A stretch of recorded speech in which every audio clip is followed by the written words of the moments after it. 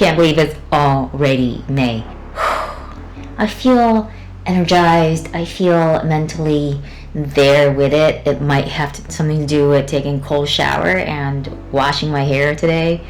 I was talking to one of my peers from the functional medicine course I'm doing, and we're sharing what we're doing this week.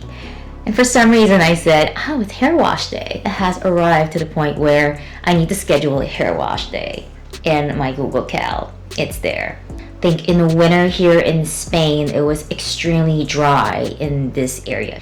And I noticed that my scalp was getting flaky and dry, and I wasn't sure because I don't normally get dandruff.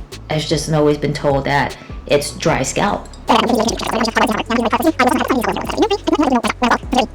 Different bacteria. Why am I talking about hair and skin? I guess it has to do with self-care, and that's kind of what I want to talk about today. Something had crystallized in my last session talking to my therapist. One question she asked made me reflect my entire timeline, and she asked, when was the last time you felt like you could take care of yourself truly? And the answer was surprising to me too. The first thought that came to mind was the last time I felt like I deserved to take care of myself was the first 2 years of cancer. Upon my diagnosis, I felt this sense of surrendership to whatever it was.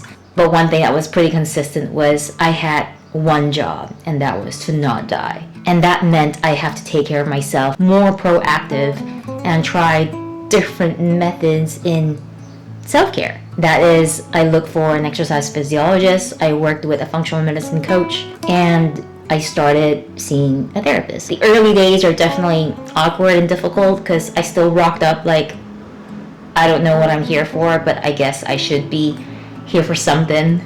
Because when she asked me about my goals, I didn't have any goals. I didn't even know what a goal would be in that context. But she did ask me something in the first session which gave me a lot to think about. In that 1 hour session where she kept asking me, how did you feel about that and how did you feel about that? Which at the time I thought was cliche. I realized I didn't answer her questions multiple times. I didn't answer her questions in regards to how I felt. I answered her questions with what I did, the solutions I provided, somehow feeling like, oh yeah, I did that, I'm proud of it.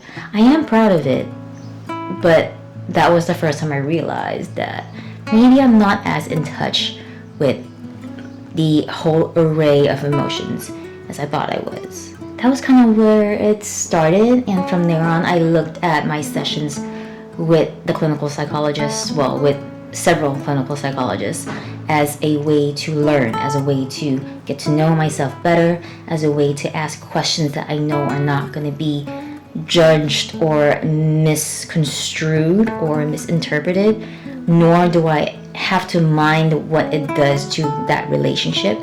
It's different when you talk to friends or peers or anyone else that you interact on a daily basis in a social context. Whereas in a controlled setting with permission to discuss those type of topics, and you feel safe that you're not going to be judged or treated differently, it felt like the right place to explore that curiosity. Since the knee injury, which I talked about in the last blog, I have been struggling a little with that aspect of self-care, as in I plunge myself actually deep into different types of work, trying to look for different streams of income, and not prioritizing my rehab as I thought I would feel motivated to. You know what I mean?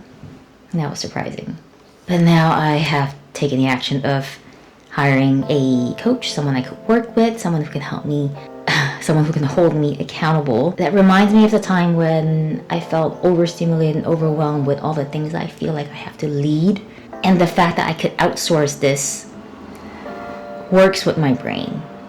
I think that's ultimately it, right? Recognizing that even though you can do everything, it doesn't mean that you should in a certain time. Because if I can do everything, but I'm not doing everything at a level that I want to be at, probably re-strategize and reprioritize where my energy goes and where my mental energy goes. Yeah, that's what we're doing. This morning was the first time I checked in with my coach in regards to the program, kind of moving forward He challenged me with a few questions, which I appreciate. Thanks, Ben. I'm looking forward to it. The challenge at the gym would be not having a prowler or a sled. And we'll probably have to improvise something, I don't know, with a gym bench or something. Ben got some ideas, but I gotta go back once I renovate it.